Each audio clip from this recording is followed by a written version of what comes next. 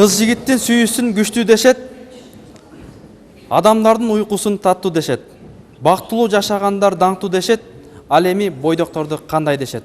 Урматтуу телекөрүүчүлөр, урматтуу замандаштар, бүгүн биз сиздер менен чогуу Хусейин Карасаев атындагы Бишкек гуманитардык университетинин чоң залында жаштар менен бирге ушул 14 февралды биздин жаштарыбыз күтүп, менин колумда тургандай ушундай жүрөкчөлөрдү бүгүн кыздарыбызга жана балдарыбызга ушул бала бакчадан баштап 70 жашка чейин бизде бүгүн белек кылышат. Бүгүн сиздер менен чогуу биз 14 феврал сүйүү күнүндө сүйлөшүүнү туура көрдүк. Жаштар сүйлөсүнүн телекөрсөтүүсү кайрадан ободо. Саламатсыздарбы? Бүгүнкү биздин конокторубузду тааныштырып өтсөм, коомдук жана диний ишмер, Дилмирек адеп ахлак жана маданият борборунун мүдүрү Өзбек Азиз Чотонов конокто. Жана рэпер этно ырчыбыз Тата Улан. Кош келдиңиздер. Анда ушул бүгүнкү биздин ушул күнүбүзгө айрымдар аталарыбыз каршы чыгат. Жаштарыбыз жок, биздин сүйүүбүздү өзүбүз коргошубуз керек, барташыбыз керек. Биз сүйбөсөк ким сүйөт? Сүйүү бул ааламды сактап турат дегендер да бар. Андыктан жаштар сүйлөсүн. Азыркы биздин жаштарыбызга ушул сиздердин көз карашыңыздар кандай? Анда ушул коноктордон баштасак. Бүгүнкү күн мен жакшы эмес күн деп эсептейм. Бүгүнкү күн менен мен силерди куттуктабайм. Себеби дегенде бул күн туура эмес күн. Бул күн жалган сүйүү күнү, алдоо күнү деп эсептейм. Өзгөчө ушу биздин кыздарыбызга бул күндү майрамдабаганды мен сунуш этелем. Урматтуу жаштар, биздин коноктор айтты. Кошулбагандар барбы? Анткени сүйүү болуш керек. Сүйүүсүз жашоо кандай болот? Анда жаштар сүйлөсүн. Сиз куттуктабасаңыз, мен бардык аудиторияны куттуктап өтөйүн бүгүнкү майрамы менен.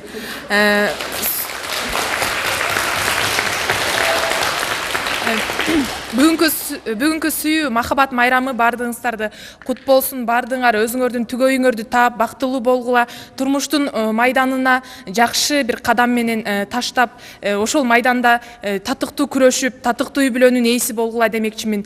Бирок мен ушул жерден айта кетмекчимин, жанагы ыйык Валентин деген сөздү эле чийип коюп, ыйык махабат күнү деп койсок болот. Саламатсыздарбы? Мен бул күндү белгилүүгө абдан каршымын да. Анткени бул күнү канча деген кыздардын тагдыры талкаланып калышы мүмкүн. Бүгүн сүйүү күнү деп белгилеп, конокко вечеринка барабыз турабы? Ошондо канча деген кыздардын тагдыры талкаланып, балдар менен амышташып, бул күнү ызы-чуу менен өтүп калышы мүмкүн. Ошон үчүн мен бул күндү колдобойм. Жана эч кимисин куттуктабайм. Саламатсыздарбы? Билесиз, шариятта мындай майрам жок экенин билебиз, бирок азыр бул жерде кайсы адам майрамдайт, кайсы адам майрамдабайт дегенде 70% каршы болот, ал эми 70% макул болуп, 30% каршы болот да. Түшүнөбүз, жаңы жыл деле мисалы Кыргызстанда жок да, ал деле биздин майрамыбыз эмес да. Анда эмнеге жаңы жылды баардыгыбыз белгилеп келебиз да? Бүгүн сүйүү күнү майрамдашыбыз керек. Эмнеге жаштар ушундай бири-бирибизди сүйүп турсак, бир күндү эмнеге майрамдайбыз? Анан бул кызга айтып кетерим дедим эле. Бир кыздын тагдыры талкаланат дедиң, ал эми сен өзүңдөн заставить этип, өзүңдү кармап турсаң, эмнеге сенин тагдырың талкаланат? Ал сен өзүңдөн. Жаштар сүйлөсүн. Өзүңөн чоң кыз, ар бир кыз сендей эмес да, турабы? Сен бүгүн өз сүйүүңдү билдирем деп туруп, өзүңдү арнап таштайсың. Өз сүйүүңдү билдирип жатасың. Мен ошондуктан бүгүнкү күндү сен жаңы жылды атасың. Жаңы жылды биз башында ушинтип майрамдап, биздин жаңы жылдын орус майрамы да турабы? Ушинтип майрамдай бергенбиз жаңы жылдычы. Эми биз да жон койсок, 14-түн уже биз жаңы жылдай кылып майрамдап калышыбыз мүмкүн. Сен тарыхта бул 14 февраль бар деп негизи майрамдап жүрөсүңбү башынан? Тарыхта барбы бул 14-чү? Тарыхта сен кылбасаң, сенден башка кыздар да тарыхта бар деп чечмеленет бул майрамчы. Макул сен майрамдаба, бул нерсени майрамдaba. Анда сен кайсы күндө өзүңдөн сүйүүң деп белгилейсиң? Же сен вообще эле сүйүүнү билбейсиңби? Сүйүү жок деп билесиңби? Бул жашоодо эгер ушуга чейин сүйүү деп жок деп билген болсоң, сүйүү бар чоң кыз. Будан кийин дальше болуп да кетет деп ишендирип кете алам. Сен эгер сүйүүңдү билгизгиң келсе, 14 февраль күнү сүйүүңдү билгиз деген чек жок. Сен билгизгиң келеби? Ар бир күн сен үчүн майрам. Сен жаралганың өзү майрам. 14-ü сен үчүн майрам эмес. Бул 14 февраль негизи эле биз үчүн майрам эмес. Мен буга таптакыр каршымын. Биз муну эмне үчүн майрамдашыбыз керек? Айрыкча бул негизи бир четинен алганда баягы кыздар үчүн пайдалуу болушу мүмкүн. Себеп дегенде баягы балдардын эле акчасы кетет баягы бул жерде эмес, байкуш балдардынчы. Кыздардын акчасы эч кандай кетпейт. Анан мындай экинчи маселе бар бул жердечи. Студенттер, экинчи маселе бул жерде баягы ар кандай болуп кафе-сафеге барышат, анан баягы азыр эмне деген бар, таблеткалар бар, мисалы кыздарга берип коюшат. Ошол себептен кыздар көбүнчөсү беу болуп калып атышат да. Турмушка чыга албай ошол болуп атат бул жерде негизги маселе. Кереги жок ошол себептен бизге мына. Бул жерден кыздар айтып жатышпайбы эмне силерден эч ким үмүт өтпөйт деп. Мен кыздарга айтарымчы бул жерден шылтоого шыңоо болду деп эле анда эки-экиден кучакташып, чапташып тура бергиле, анда итагиле шылтоого шыңоо болду. Жакшы себеп болду силер үчүн анда ушул кыздар. Бул баланын оюна мен эч кошулбайм да. Эмне үчүн сен кыргыздын кыздарын айтып атасың, намысын жоготуп деген ар бир кыз өзүнө жооп берет. Мисалы ошол кыргыз кыз ошол күнгө барганда ал өзүнө жооп берет. Мисалы ошондой кыздар бүгүнкү күндө көп болуп жатат. Ошондуктан мен айткым келет да, сүйүү күнү бардыгы эле адамдар бири-бирин сүйүп келет. Бүгүн 14 февраль сүйүү күнү, ушул жерде мисалы ар бириңер билмексен болуп отурганыңар менен мисалы 70%-иңерди кечинде кафелерден көрөбүз, же парктардан көрөбүз. Мынечи кыздар 70%-иңерди кафелерден көрөбүз. Бардыңар барабыз дейсиңер, моенде өлүмүш болгон менен. Адилет, бул жерден сиз абдан туура эмес сүйлөп койдуңуз. Негизинен айтып калганда, бул барыңарыңызды махабат майрамыңыздар менен биринчиден айтып кетерим. Адилет, бул жерде сен эч кандай туура эмес айтып атасың. Кечинде кафе-сафеге барасың, бул тигилди айтып атат. Бул жерде өзүң эле түшүндүң го, кандай. Бул жер жөн эле күн, буну сезимди билдирүү күнү деп дагы айтып атабыз. Мында атап келет, ошону сен терең түшүнүп туруп айтсаң, негизи эмне ошо күнү эле сразу эле жок. Ошо күнү эмне сүйүү майрамы же сүйүү күнү деп эле сразу кафеге же бияка барыш керекпи? Обязательно эмес да, бул жөн гана көңүл, бири-бириңе кичине болсо да подарка берип коюу болот. Барган эмес билеңерми? Кафеге барган эмес билеңер. Көрүп эле турбайбы алар? Ачыктан ачык эле иштер, аны жаап жашыра албайсыңар ал. 3 адам билген нерсени 100 адам билет дейт. Ар дайым эле ушу эркектер кыздарга эле асылып жүрүшөт. Ошо кыздын бузулушуна бул эркектер себепкер болот да. Анан ушу бардыгы эле ыр жазбасын, эле бир кыз жөнүндө айтса эле ушу кыргыздын кыздарынын намысын бул ылдый түшүрүп ушинтет да, аябай жаман сөздөрдү айтырышат. Анан ушу тата уландан сурап кетейин дегенде сүйүүгө калдыңыз беле, анан эмнеге үчүн всегда ушу кыргыздын кыздарынын жөнүндө жаман ырдайсыз. Ким ушул күндү тозом деген кол көтөрүп койгулачы. Тозом дегендер каршы эместер. Астыңар го? Каршы эместер. Ушул күн болсун, Валентин күн болсун дегендер колуңар көтөрсүңөр. Мейли анда мындай да ушунчалык болуп кетиптир. Жанагы сөздөр дагы эмнеле кыздарга тийишип атасыңар деп, мен ырларым деле бир жагы ал деле бар. Себеби мына биз эркектер, себеп бизден деле башталат да. Намызыбыз жок. Ачык айтып кетейин, мына эркектерге асылайын. Эркектер, намызыңар жок. Себеби намызыңар бар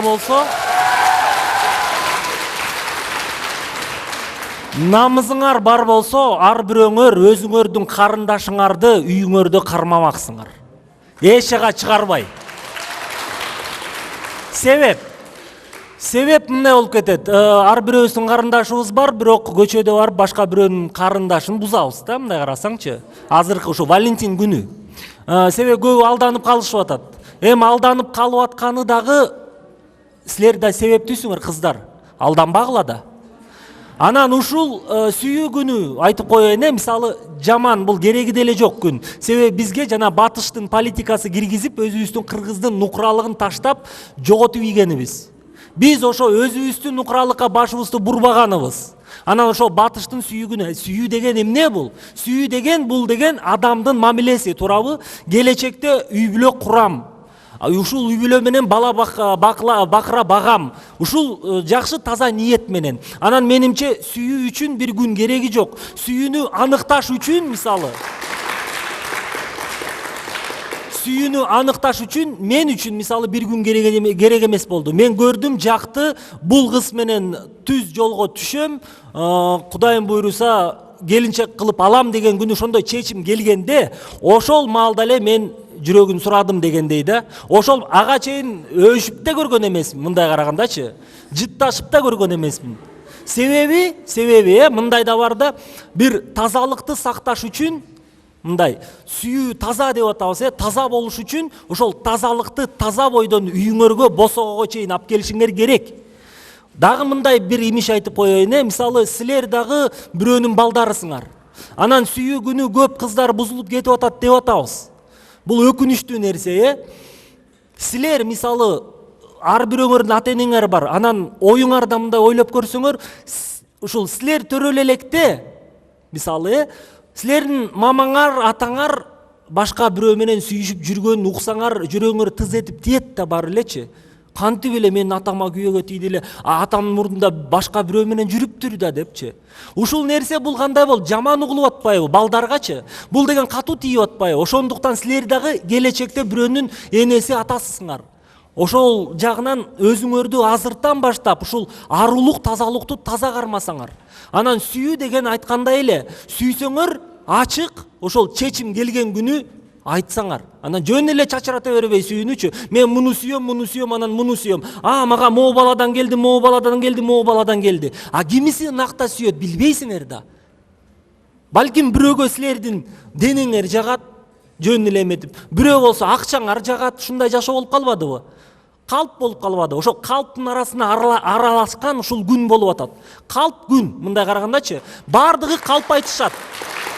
Анан мындай карасаңар, ошонун барын өзүңөр колдоп атасыңар да. Себеби Валентин келгенде силер накта ишенесиңерби ошол сүйүүгө? Балким ал калп. Силерге 9 Валентин келди. Ошол 9 Валентин калп. Тазабы? Таза нерсе кагазга жазылбайт. Таза нерсе көз менен, жүрөк менен берилет. Кыздар силер алданасыңар деп бир кармайды, бир кумалак чиритип атат да. Ал баарыбызды силер макка ойлогула кыздардычы, кыздардын дагы акылдуу кыздар бар. Силер өзүңөрдүн алданып атканыңарды сезип атсыңарбы? Мисалы 14 февралда силер кыздарды мен сени сүйөм, кел кафеге кел, мен сени кафеге чакырып атам, Мисалы өзүңөр жок, мен айтып атам, кыз ал сени жактырбайт да, сен сүйүп жүрөсүң, ошончо кафеге чакырасың, сен бардыгын төлөйсүң дагы, кыз сен төлөп бергениңе кафеден жыргап ичип жеп туруп кетип калат. Силер да алданып атпайсыңар бул жерде? Ал эмне? Именно дальше болуш керек.